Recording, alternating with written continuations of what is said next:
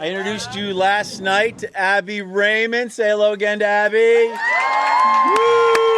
Hi, guys. Once again, Abby's here from True Sport off her incredible USA Championship victory in Olympic weightlifting. So pretty cool stuff, right? Pretty cool stuff.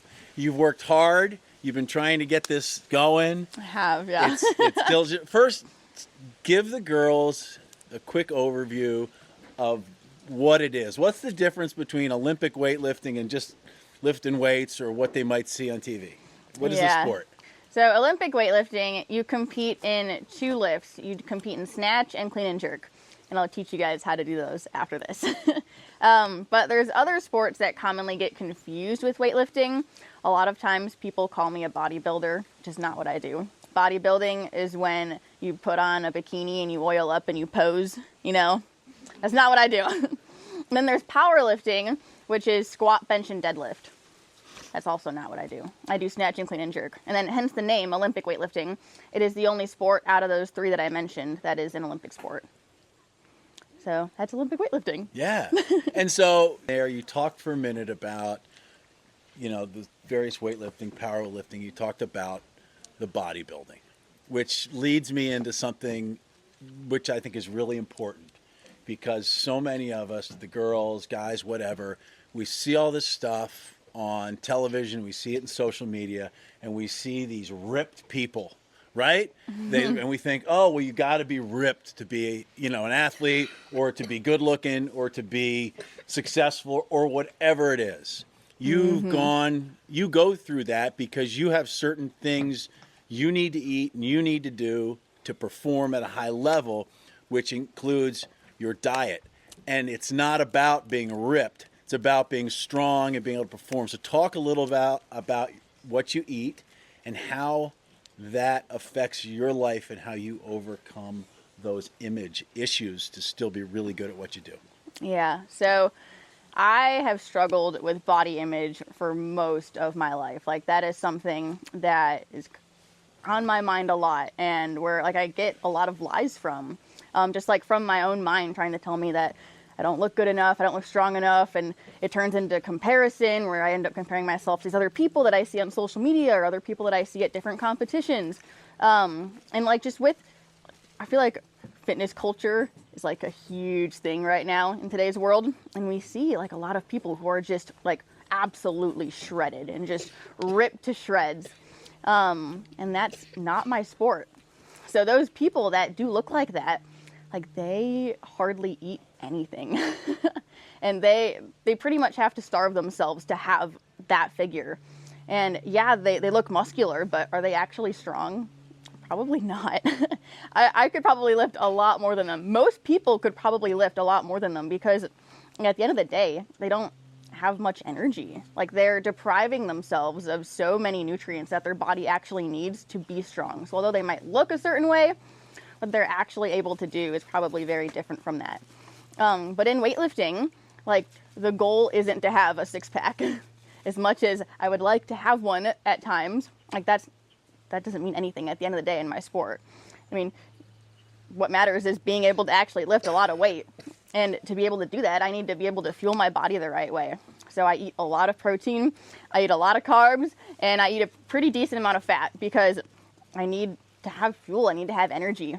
I mean, our bodies are machines, and they're going to either run really well if you feed them good foods, or they're going to crash and burn and run out of gas pretty quickly if you're not giving your body the proper nutrients and the proper amount of nutrients to match your activity level. So nutrition is a big part of my lifestyle. And I do work with a nutritionist, which has been really helpful. And she is an amazing lady and has also helped me like overcome different body image issues that I have had. But yeah. Yeah. And so you talk about, you know, images, and that leads to these pressures, right? So the girls have these pressures. We all have these pressures, right? We see it, we feel it, we think about it, we compare. How do you, as a 21-year-old girl in the prime of her life, how do you deal with those pressures, those outside pressures? How do you say to yourself that, you know, that doesn't matter, I don't care. I don't care what people think, although part of me does sometimes. How do you deal with it? What advice would you give them? I guess, like, I mean, honestly, just embracing who you are. Like, we're all created different, and we are all created to be beautiful. And every single one of you is beautiful in a completely different way. So embrace that, and not being afraid to be exactly who you have been created to be. And remembering that you're not the person next to you, and they're not you. And that, honestly, everybody struggles with this.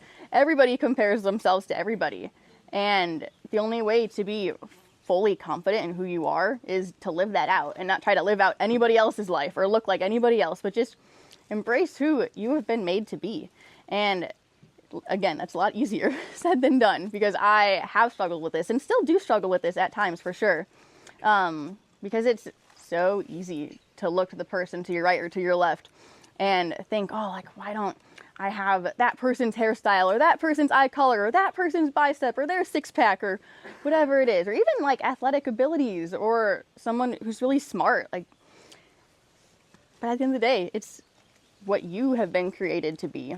And everybody does have a hard time just with comparison in general. So embracing who you have been created to be and trying your best not to care about what other people think.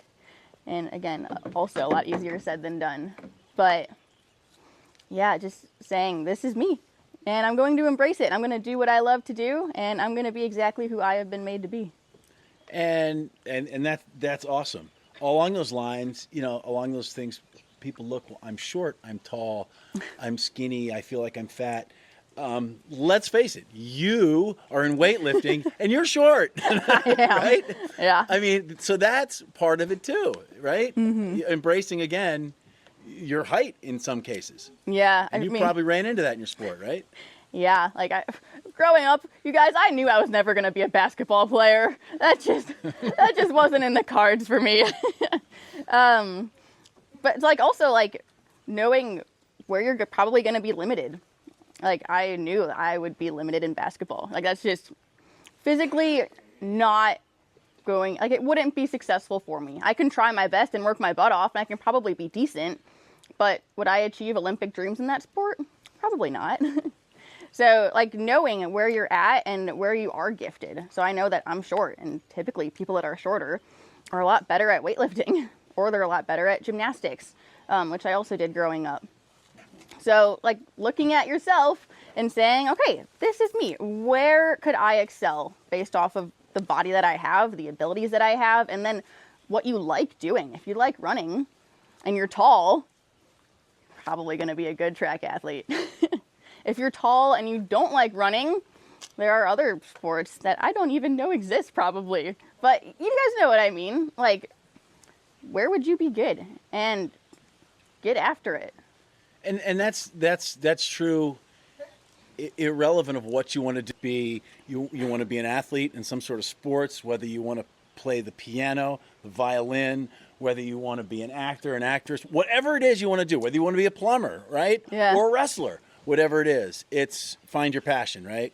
Yeah, Find and then give it your all. what you're good with. And that's one of the things we're doing here with all the girls with our multi-sport development, is giving them this huge background of abilities to try all these new things, try all these new sports, and hopefully find something that you love that maybe you never discovered before. So that's one of our hopes, that all these girls get from all this. Girls, any questions you have for Abby with regards to some of the stuff we've just talked about? Get into the sport. That is a good question. How did you get into the sport? Yeah. So I grew up doing gymnastics, and I love gymnastics. And ever since I was a kid, I always had Olympic dreams. So when I was younger, I was like, I want to go to the Olympics for that.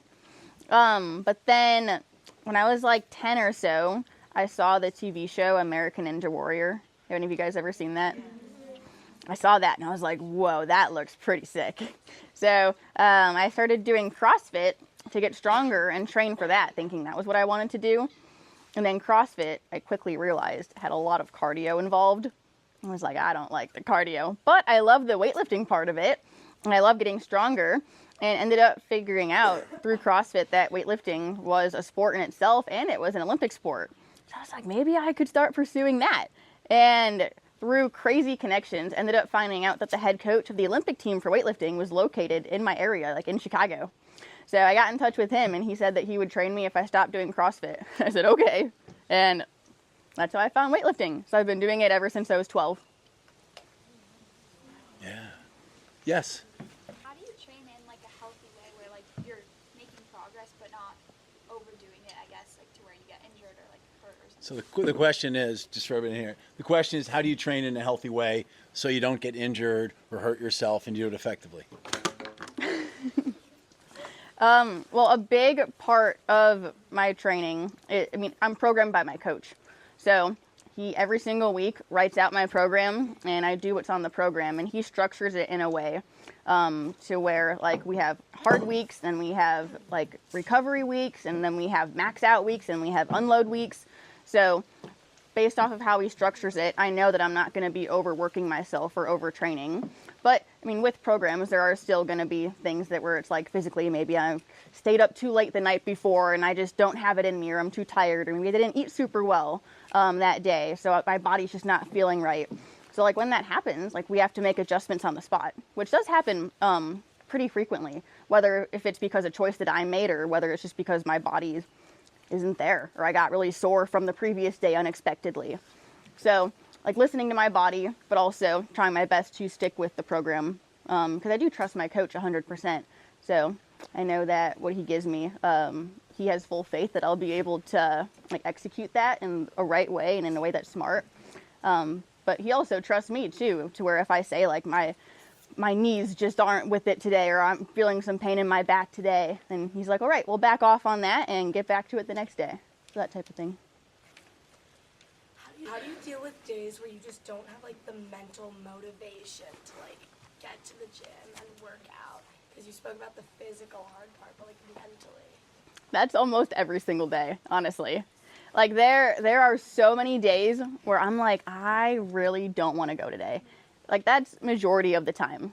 But then, like, in that, like, specific moment where I'm feeling that way, I have to think about what my goals are. And if I want to make it to the Olympics one day, like, am I going to let my feelings of that moment override my lifelong dreams? So it's like using what I want in the future to motivate me for what I'm feeling currently in the present. And then a lot of times too, like, if I'm not feeling like going to the gym and then I end up going, I end up, like, being proud of myself that I actually went. And I get excited once I'm actually there and start getting moving. And truthfully, a lot of those days too where I come into the gym and I'm like, oh, I'd rather be at home reading a book or watching a movie instead of working. Because I have zero expectations going into that session, I usually end up doing better than I thought I would. And, like, end up going up on the numbers in my program because I wasn't expecting anything of myself that day. And then my body is just like, oh, like, there's no pressure. I'm actually able to just perform because I'm doing what I love. And you and I talked, when you know, I think this is important. You and I talked about the difference between motivation and discipline, right? Mm-hmm. And they're two separate things. Motivation only gets you so far, and it dissipates. Discipline will get you everywhere, right? Yeah. And the discipline to do something every single day. And I guess I always like to say discipline is the ability to do something that you know you should do even when you don't want to do it, right? Even though you don't want to do it, you do it anyway. Yeah. Tell them you brought, and I remember the date, it was like April 17th or something, and you said something to the fact, I only have one April 17th. Talk to them about that mindset of that day. Yeah, so, well, what's the date today? Is today July 1st? Today's July 1st. Today's July 1st, 2024, you guys. And you know what? You're never going to get another July 1st, 2024. So why not give it your all today? Because you can never go back in time. You're never going to get another July 1st, 2024. So everything that you do, like, do it with excellence. You guys are eating apples and oranges right now. Eat those with excellence. You know, like, everything that you do. You guys are sitting here. Like, sit with good posture. You know? Yeah.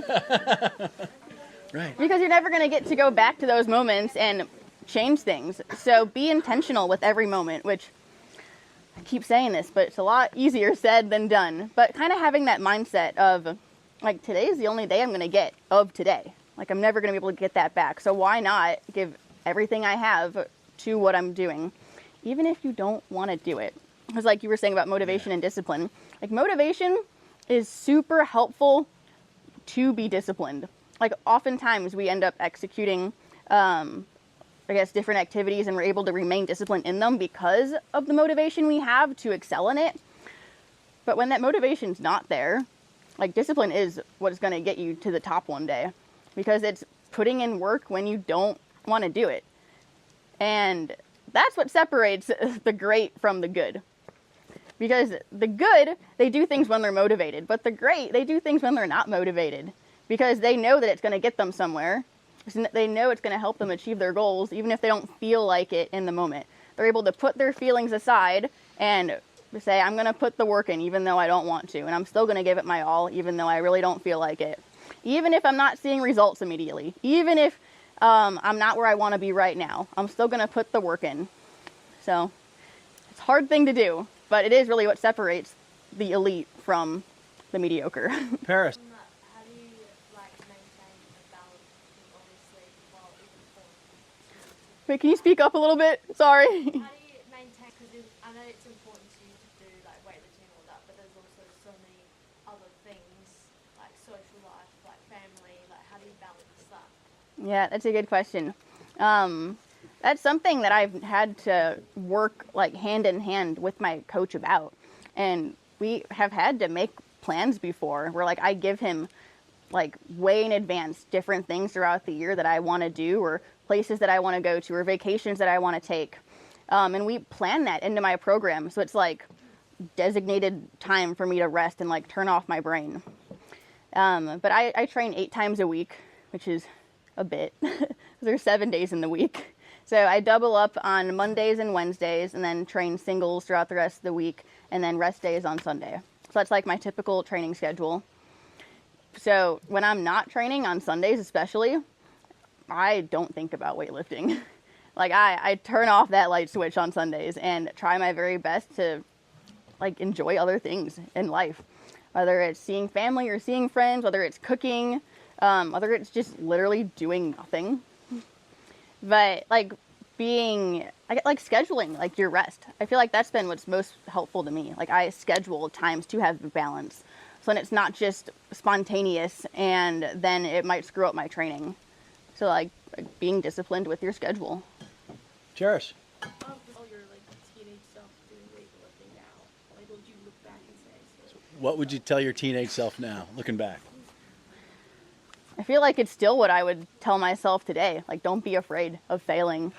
And don't be afraid of giving your all because you're afraid of still not being good enough at the end of the day. I feel like that's something I've really struggled with. Like, letting fear hold me back because I'm afraid that if I actually, like, give 110% of myself, like, what if I do all of that and I'm still not good enough or still don't get where I want? I think that fear has definitely held me back. Like subconsciously. Or how about the thought of, if you're afraid of failing, more importantly, if you quit, right? And you're sitting at home that night after something you chose not to do because you quit or you're afraid to do it. How about the thought of the regret you're going to have? Yeah. That's a huge motivator, right? Oh yeah, absolutely. Huge motivator. Yeah. Like at the end of the day, whether it's sports, team sports, individual sports, schoolwork, music, whatever it is that you're doing, like the hardest obstacle to overcome is your own mind. So at the end of the day, like whether you're competing against other people, like you're still competing against yourself, because it's you who controls the amount of work you put in and the amount of effort you put in and the attitude that you're going to have while you're doing it. And it's whether everything. Yeah, it's you. It is. And along those lines, which brings me to this. So, and this is something all the girls relate with and go through every day, and you go through it right now. They're at home, come home from school or whatever it is part of the day, and this gets into the commitment and discipline thing. And they got a game the next day, right? And their other friends want to go out to the movies, or they want to go hang, or they want to go do this. And those are social pressures. These are pressures, and it's out on social media. They're posting all this stuff. Everybody's gone. How do you say no? you are going to prioritize and make time for the things that are important to you. So if it's important to you to do well in your game or to do well on the test you have the next day, then you're going to be able to say no because you're making it a priority.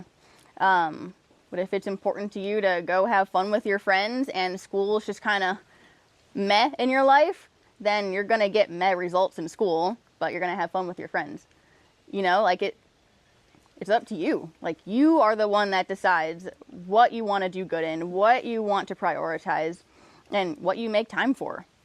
So if you want to get an A on your math test, but you're hanging out with friends instead, you really don't want that A.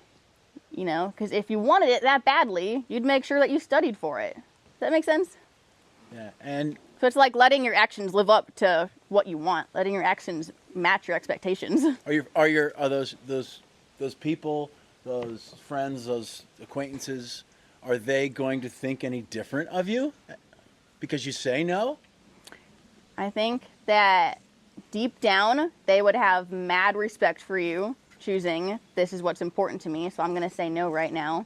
Even though in the moment they might be like, oh, you're such a bad friend, or come on, dude, like, let's go hang out and have fun, or you're such a party pooper. Like, that might come out on the front end, but deep down they're going to be like, dang, like, they actually said no, and they're choosing to make something of themselves. And if they're true friends, they're going to support you. If they are genuine people who love you for who you are, then they're going to say, okay, good luck on your test. Maybe I'll even help you study instead of going out, you know? Or they'll work around your schedule and say, all right, then maybe we can do something in 3 days when your test is over or when your game's over. So make sure you're surrounding yourself with people who love you for who you are and who are going to support you. Because if you're not and you're hanging out with people who are going to peer pressure you into doing things that aren't going to set you up for success, time to get some new friends. and by doing that, you know, and saying no and telling your friends and being outward about it, you're becoming a leader. Absolutely. You're setting the example for how to achieve excellence in all areas of life. Yeah. And along those lines, think about it also from this perspective, girls. And you think, oh, well, people are going to criticize me and so forth. The only people in this world who criticize you and try to tear you down are those people who have nothing going on in their life. Right? Yeah. You know? Other successful people who are doing things right, are too busy making it happen, right? They're too busy, you know, getting on with life and being successful. Those people who criticize you, don't pay any attention to them because they've got their own set of issues and they're just jealous. So don't give them any time of day, right? Yeah, never compromise your own dreams or your goals or the things that you know are best for you for the sake of pleasing other people. Whether it's friendships, whether it's family even, whether it's future relationships down the line. Like, never make compromises like that you know are going to negatively impact you because it's not worth it. And the right people will support you in your dreams and goals. Let's work around. We got a bunch of questions. We'll start over here. Jim. I've had a lot of that. So the question was to everybody here is that how do you deal with people who are criticizing you about your sport? Yeah, so I've personally have had that happen a lot. When I was in middle school, how many of you guys are in 7th grade or going into 7th grade? Yeah, I was bullied really, really badly my 7th grade year by both boys and girls who constantly told me that I looked like a man for weightlifting and that girls shouldn't have muscles. They said that I was gay or that I was transgender because I was doing a man's sport, and just was critiqued a lot and got a lot of hate for it. And it was a really hard thing to overcome. But I feel like the biggest thing that helped me to like step out of that and stop letting their opinions just have a hold over me was like realizing that my identity wasn't rooted in my sport or what I looked like or what other people said about me. Like, my identity was rooted in something that was so much bigger than that. And what I did or how I looked had no bearing over who I actually was on the inside. Because my faith is super, super important to me. So that's, once I rooted my identity in that, no matter what people said, like, it couldn't take that away from me. So rooting your identity in something other than what you do or how you look, because those things are going to change. The way you look right now isn't how you're going to look in 50 years.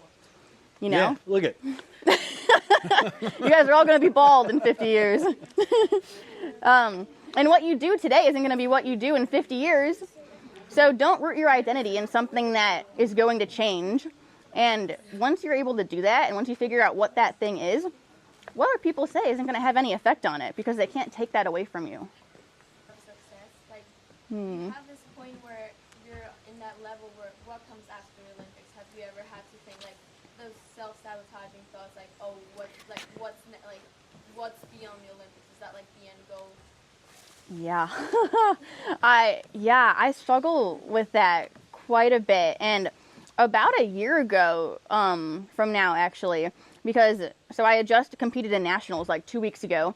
Last year's nationals, I did not do very well. I ended up taking 4th and was in a harder place in my life. I was struggling with some things mentally and just like relationally, and it was affecting my training a lot. So after not having a great nationals, I was like, everybody else my age is going to college and they're becoming successful in their career paths, and here's me taking a risk and chasing after a dream. Like, what happens if I don't actually end up achieving my goals? And I was faced with, like, what do I want to do? Like, do I want to take a step back from sport and take the more traditional route and set myself up for a secure job to where I know I'd be making money one day and be able to support a family one day by going to college? Or do I want to dedicate the next 4 years, maybe even 8 years of my life chasing after a dream that has no guarantee? So I guess I have wrestled with that before. But ultimately, at the end of the day, like what you got to earlier, like at the end, like sitting with that regret and knowing that you let fear stop you, like fear of not making it, fear of not being good enough, like that was Fear of what you're going to tell everybody? How about Yeah. that one? How am I going to explain it? I just dedicated 8 years of my life and I didn't get there. Yeah. Oh my God! What are my credits going to say? Yeah, that's something I really had to deal with. But I guess just knowing in myself that I quit on myself, that would be a lot harder, I think, at the end of the day to deal with. Because there would always be that question of, well, what if I didn't? Like, what if I kept working harder? What if I had put in just a little bit more time into my nutrition, or put in a little bit more time into my sleep, or a little bit more time into my training and recovery? Like, what would have happened if I did that? So just having the unknowns, I think, would have eaten me alive, versus knowing I gave everything I had and there's my answer. I didn't make it, or I did make it. A good question. So I'll do the first one first. How do I mentally prepare? There is an amazing book that I have read over and over again. It is called Chase the Lion by Mark Batterson. If you guys have ever been afraid to fail, read this book. It is so amazing. But I read that book. That's one of the things I do to prepare my mind for competitions, because it talks about because when circumstances look impossible for us, like that gives him the chance to show up and show off through us. So with that, it's like, okay, like things may not look possible for me right now, but I can trust and have faith that it's definitely possible for God. So that's been a big thing for me mentally in preparing for competitions. But then how I deal with not doing well in competition, that's something I am still learning how to do. I feel like I've grown a lot in it for sure over the past few years, because I've had my fair share of failures and mistakes being made. So let me interject 1 second, because this ties into Anna's question, and this can relate to a lot of the girls. So you're the day of, right? You're getting ready for that big competition, or that big exam, or the performance on stage in a theater production, or whatever it is, that big moment you've been working for, and you're just, you're like this, right? How do you get it together, clear your mind, so you can perform whatever it is you're trying to do? Yeah. One of the things that really helps me is looking back to my training and remembering that what I did in training at my home gym in Chicago is the same exact thing I'm going to be doing on this stage. It might look different. There might be different people around me. There might be different noises. But the physical act of lifting this weight is the same exact thing I have been doing for the past 8, almost 9 years of my life. Like, I know how to do it. So, like, my body knows what to do. I shouldn't let my brain stop me from doing what my body has been doing over and over and over again. So, remembering that, like, it's already been done. I already know what to do. Just got to do it. So if you put the work in, if you read the books, if you studied the material, if you've lifted the weight, if you've run the sprints, if you've practiced the drills, and you've done it all, like, have be faith, confident in the work that you put in. Right. Yeah. Ooh. What was that again? How do you deal with big injuries? How do you deal with big injuries? I've had a lot of injuries. The most complicated injury I had started in 2019, which is the ligament in your elbow. And long story short, after that first surgery, my arm went numb for 9 months, and I needed to have 4 more surgeries to bring my arm back to life. So that was a pretty crazy time in my life, because I had zero feeling in my arm, and it started like atrophying pretty intensely. So it was like turning into like a skeleton hand. And then COVID was going on too. So I was like, what's happening? Did I deal with that injury? During that time in my life, I had strongly been rooting my identity in my sport. So I felt like I was my accomplishments and my successes. And also I was my failures and the mistakes that I made and the things that I didn't get to. I just came to this huge place of burnout. So having that injury ended up being like one of the biggest blessings in disguise, because it literally forced me to step out of the sport, forced me to step out of the gym at all, because 1, couldn't go to the gym because of COVID, and 2, I couldn't even move my arm. So I was like forced to like sit and rest and only deal with my own mind for about 9 months. And I was able to realize during that time that if I never pick up the barbell again, if I'm never even able to put my hair in a ponytail again, like, I'm still Abby. Like, I am still me, no matter that injury. And then better myself even further once I was able to finally get back in the gym and regain feeling in my arm to move forward with what I wanted to do and achieve my goals. Did you ever sit there in self-pity and say, why me? Yeah. Oh, yeah. How'd you get over the why me's? Same thing? Yeah, I think because the why me comes down to, like, I think it comes down to identity at the end of the day, because you're just in this, I don't even know, you're just overwhelmed with this feeling of, I am such a loser. So you're like, why did this happen to me? Because you feel like that's all you have. Like, that is what you are. Whatever you failed in or didn't get to achieve, like, that's all of you. When that's not the case at all. Like, you're so much more than what you do. If you guys take away anything from what I'm saying to you, you are so much more than the things that you do and the things people tell you that you are. Like, you are who you make yourself out to be. So that you wish things went differently, and then moving on. Great. There's a question over here. Like, how do you handle, like, everyone watching you when you're moving? Like, since, like, the Olympic trials are, like, on television, and then there's people that come to see it, how are you able to handle with everyone watching you? So the question is, how do you handle everyone who's watching you? The lights, the cameras, the action, the people, yeah. My coach actually, like, prepares our team for that. He calls it adversity training. And he does all these crazy, distracting things during our training sessions. Like, he'll put the speakers on, like, max volume at the gym, and he'll play, like, animal noises. Or, like, randomly play classical music. Or trains, like, the horns of a train. Or he'll just walk up and just stand right in front of you and look you in the eye when you're about to lift. And he's like, you got to learn how to get over it. And, like, not let things that are going to randomly distract you get in your way. So those days are always fun when he does that. But we never know when it's coming. He's just like, all right, adversity training, and we got to get through it and not let it get us down, or, like, it teaches us not to make excuses for things. Yes. Excuses. Yeah. Yes. Yes. Yeah. Excuses, right? we have no one to blame but ourselves for our own happiness. Yeah. Right? No one can give us happiness. No one can give us success. Yeah. No one can give us failure, and no one controls our mood today. Right? Mm-hmm. It's only us. Yeah. Yeah. You might not be able to always control the outcome, but you can 100% control your effort and your attitude. And that's all on you. So at the end of the day, even if you don't get the outcome you want, you shouldn't walk away with any excuses because you were fully in control of Questions. First, like, do you want to just go to the Olympics or do you want to place? Like, what's your like dream or your goal? I mean, I would love Olympic gold. That would be amazing. But I would really love to go to the Olympics in general.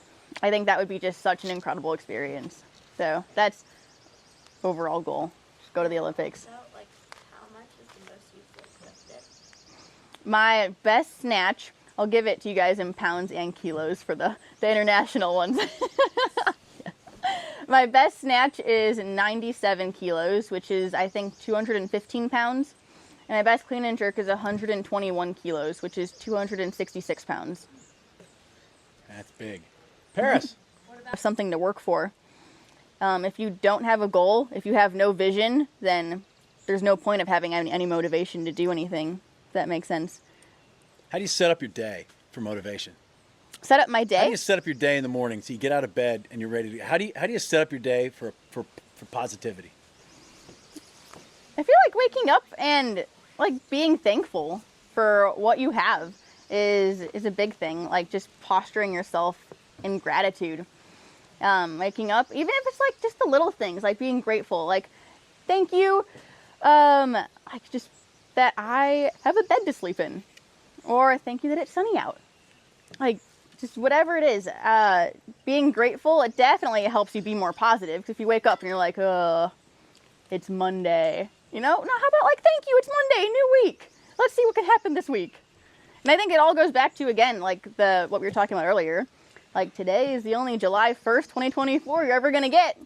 So why make it a sucky day? How about thank you, I'm here at camp this morning. My Yeah. goodness, right? Look at this place, right? You guys, I woke up yesterday and I was like jumping up and down. I was like, I get to go to camp today. Not everybody gets this opportunity, right? Yeah. No. Yeah, you guys are so lucky that you're here. This is awesome. Yeah. Jules, you have a question? I think struggling with other people's comments and opinions has been the hardest challenge with that. Because I feel like, not so much now, but definitely when I was growing up and like in middle school and even in high school, I knew that other people didn't think it was right that I was doing this sport. I struggled with some family members thinking that, kids I went to school with thinking that, where it's like, this is not something a girl should be doing.